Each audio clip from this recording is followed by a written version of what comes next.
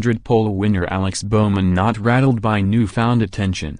Daytona Beach, Florida, Alex Bowman has had 4 days on top of the NASCAR world. He seems to be the same guy who won the pole Sunday for the Daytona 500, the most important stock car race in the world. After his pole-winning obligations were over, he returned home to Charlotte, relaxed a bit and then bounced back to Daytona Beach for a day of media and promotional duties on Wednesday. For a 24-year-old with little national recognition, it's been a new landscape for Bowman. He has been asked repeatedly to compare himself with Dale Earnhardt Jr., the guy he replaced in the number 88 Hendrick Motorsports Chevrolet, and he's been asked about the pressure that comes not only with that assignment but also the expectations that come with having a potent car in the Daytona 500.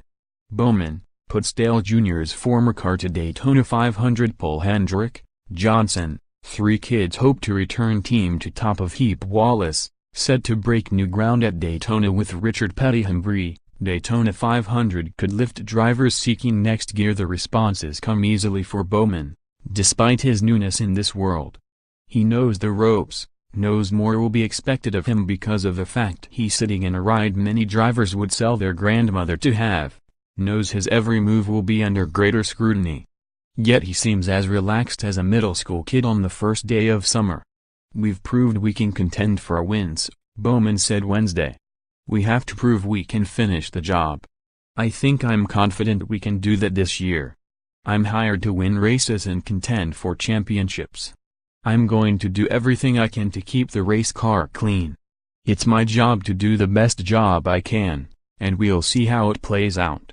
A year ago, Bowman wasn't on the radar at Daytona. In fact, he was home in Charlotte watching the race on television. After subbing for the injured Earnhardt in 2016, Bowman sat out practically the entire racing season last year waiting on the number 88 vacancy. He did hundreds of hours of work on a racing simulator. Sunday's 500 will be his first Cup Points race since November 2016. He lent that vacation by driving one of motorsport's most visible vehicles in one of the planet's biggest races. Can-Am Duel will set Daytona 500 lineup but may lack past drama cars. Chevrolet, Ford working to catch up to dominant Toyota. "I haven't superspeedway race in a year, so it's going to be tough," Bowman said. "I have to get my feet back under me as far as speedway racing goes. Last time I drove the 88 at a speedway race, we ran third in the Clash. Before that, we ran second or third and spun out at Talladega. I think we'll be pretty strong. We obviously have a fast race car. I just have to do my best and keep it up front and out of trouble."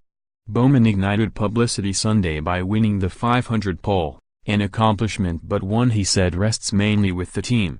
"I think everybody is pretty realistic that it's more race team and race car than it is driver and speedway qualifying," he said.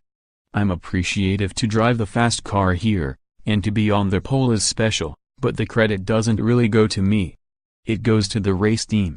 It's been fun to get to do everything that comes along with it, but I don't want to say that I did anything special."